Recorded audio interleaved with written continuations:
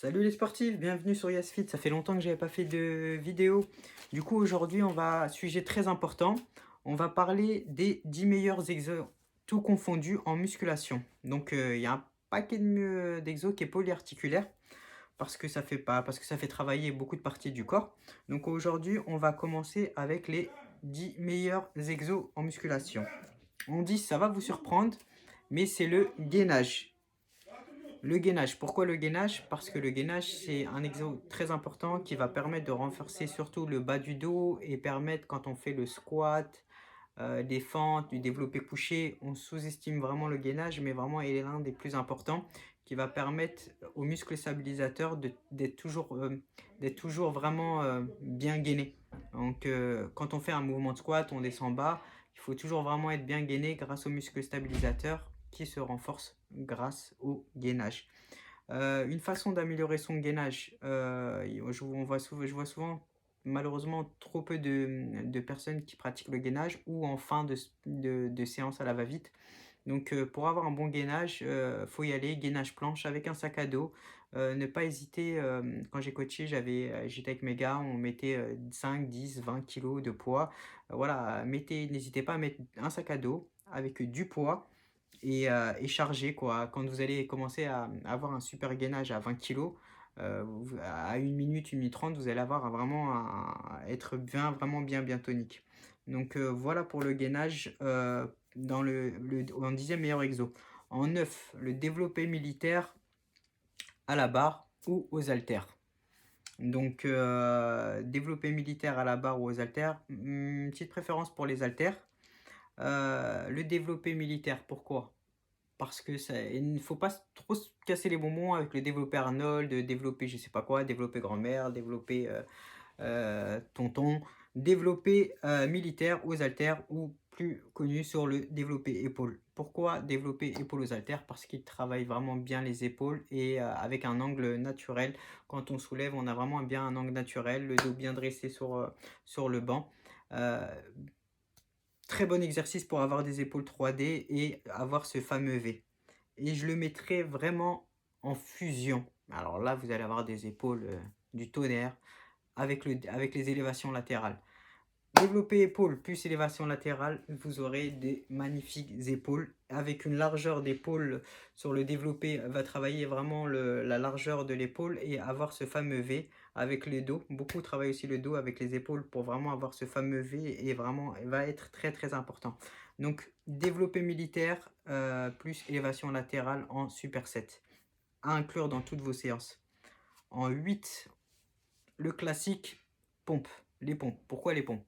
Les pompes vont travailler vraiment va travailler vraiment tout le haut du corps. Avec les pompes, on peut avoir des pectoraux. Moi, j'ai eu les meilleurs résultats avec des pompes au niveau des pectoraux, des pompes avec des pectoraux hyper dessinés, des beaux dentelés. Et va travailler aussi, encore une fois, le gainage. Quand on fait des vraies pompes, on descend bien bas, on doit rester gainé et travaille aussi les muscles stabilisateurs. C'est moins mécanique qu'un développé couché, je dirais pas plus efficace, mais meilleur dessin à coup de sûr pour moi au niveau des pompes. Donc en 8, les pompes. En septième position, nous avons le développé couché halter. Je l'ai mis avant les pompes parce que avec le développé couché halter, on peut se servir de la surcharge progressif, c'est-à-dire on peut monter voilà, progressivement en poids et qui dit surcharge progressive dit prise de masse. Donc développé couché aux haltères, et pas la barre. Moi, la barre, je recommande pas parce que la barre, voilà, ça a fait des destructions au niveau intergalactique, au niveau de la coiffe des rotateurs. Donc, privilégiez les haltères. Ne descendez jamais trop bas. Voilà, toujours les pectoraux ressortis, les omoplates bien ancrées, bien serrées. Efficace et va vous donner aussi des pectoraux bien dessinés et surtout aussi le développé couché incliné est vraiment top pour la ceinture scapulaire haute. Voilà. Donc, nous avons en septième les développés. Nous allons passer à son cousin en sixième position, les dips. Ouais, qu'est-ce que j'adore cet exo. Les dips, pour moi, c'est le traction. Clairement, c'est le traction, c'est le contraire des tractions, c'est le traction du haut du corps. Donc les dips, va travailler tous les pectoraux, super dessin, sangle abdominale de malade, les épaules aussi. Attention à ne pas descendre trop bas parce qu'on peut avoir des douleurs aux épaules. Donc les dips, vraiment un exo qui est sous-estimé. À l'époque d'Arnold, à l'âge d'or de la musculation, il travaillait beaucoup les dips, beaucoup les pectoraux, et les dips étaient inclus dans tous les programmes. Et à l'âge d'or, où il y avait Arnold, Lou Ferrigno, Serge Nubret, Frank Zen, il y avait vraiment des pectoraux magnifiques parce qu'ils mettaient beaucoup l'accent sur les développés couchés inclinés, déclinés, les dips et tout. Donc les dips en sixième position, surtout vraiment à ne pas négliger dans votre programme. En cinquième position, on passe à un exercice qui va donner une belle poussée d'hormones, les fentes. Les fentes, on ne le voit pas assez. N'hésitez pas à aller traverser la salle avec des haltères. Les fentes, ça brûle. C'est un exercice qui est superbe, qui va donner une super définition au niveau des fessiers, des ischios. Vraiment, on va travailler globalement les jambes. Et je trouve que les fentes va mettre moins de pression sur le genou que le squat. Donc, un bon exo aussi qui marche, qui fonctionne bien avec les fentes, c'est par exemple de 15 kilos, passer à 10, 5. Donc voilà, directement de jeter les poids et de passer à des poids beaucoup plus légers en continuant. Et on aura une brûlure, je ne sais plus le nom de l'exo, comment il s'appelle. Je crois que c'est un dégressif. Du coup, on va se brûler et c'est incroyable. Sensation de garantie. Parfois, juste avec les fentes, on a des courbatures à ne pas pouvoir se lever ou à ne plus pouvoir prier pour les musulmans. Donc, on passe au top 5. On est dans le top 5. Au quatrième, les rowing bar, T-bar et rowing machine avec le dos. La machine à rowing pour le dos est top aussi. Donc, le rowing, tout ce qui est rowing, pourquoi le rowing? Le rowing va donner une grosse épaisseur au niveau du dos. Donc, les tractions, c'est plus pour lever. Le rowing va vraiment être, si vous voulez, un dos de tortank. Le rowing va vraiment travailler l'épaisseur du dos et à ne pas négliger. Bon, tout le monde n'est pas adapté pour le rowing bar, rowing T-bar. Ça reste pour moi des exercices au niveau avancé. Ça veut dire que vraiment, pour pratiquer ces exos, il faut quand même, pour moi, au moins 1 an, voire 2 ans minimum de musculation, parce que c'est un mouvement qui est assez technique. Ça travaille aussi beaucoup les muscles stabilisateurs. J'ai fait l'erreur, j'ai 10 ans de muscu, de l'avoir fait la première année. Taper sur internet, meilleur exo. Bon, il te dit soulevé terre, T-bar, squat. C'est vraiment des grosses conneries. J'ai jamais entendu des conneries comme ça. Ne jamais inclure des rowing bars quand on commence, du soulevé terre, on n'est pas gainé, on va se péter le dos. Si vous voyez un programme écrit soulevé terre à faire en tant que débutant, zappez la page internet. Donc les rowing, quand on a un peu d'expérience, c'est un bête d'exercice pour avoir un super dos. Travailler aussi beaucoup à l'âge d'or.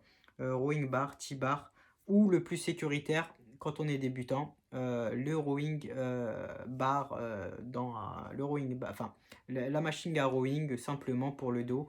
Et voilà, veillez toujours bien à avoir le dos bien droit, les pectoraux vraiment bien ressortis, et on contracte toujours les omoplates avec un mouvement d'épaule arrière avant avec le contrôle, toujours tout en contrôle, et les omoplates bien resserrées. Beaucoup ne font que tirer, travailler avec le biceps, mais le dos, c'est toujours une contraction des omoplates et l'épaule avant-arrière qui va vers l'arrière en même temps que le dos.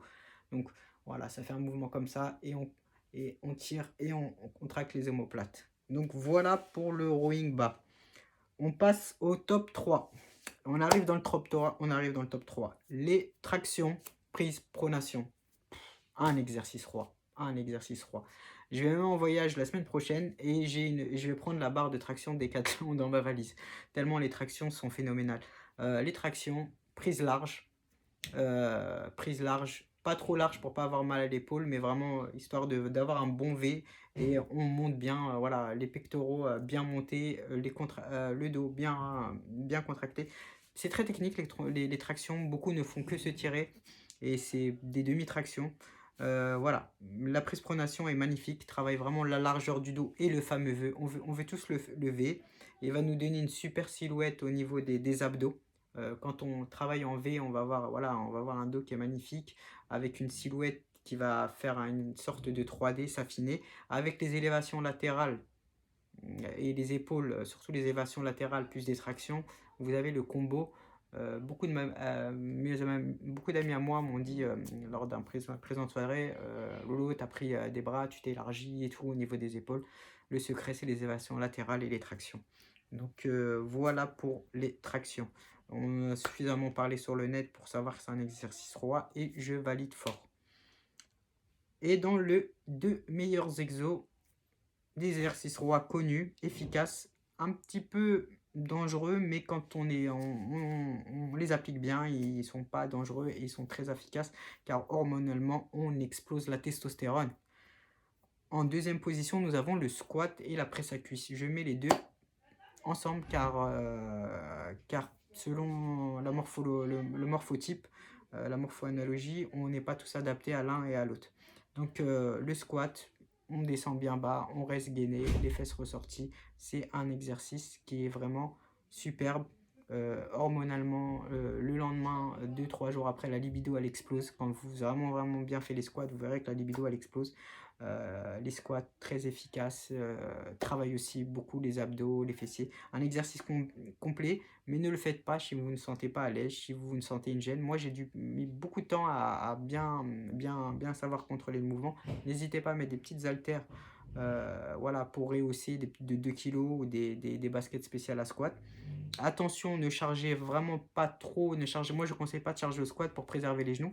Faites du squat léger et chargé à la fente, chargé à la presse à cuisse, qui est moins douloureux pour les genoux.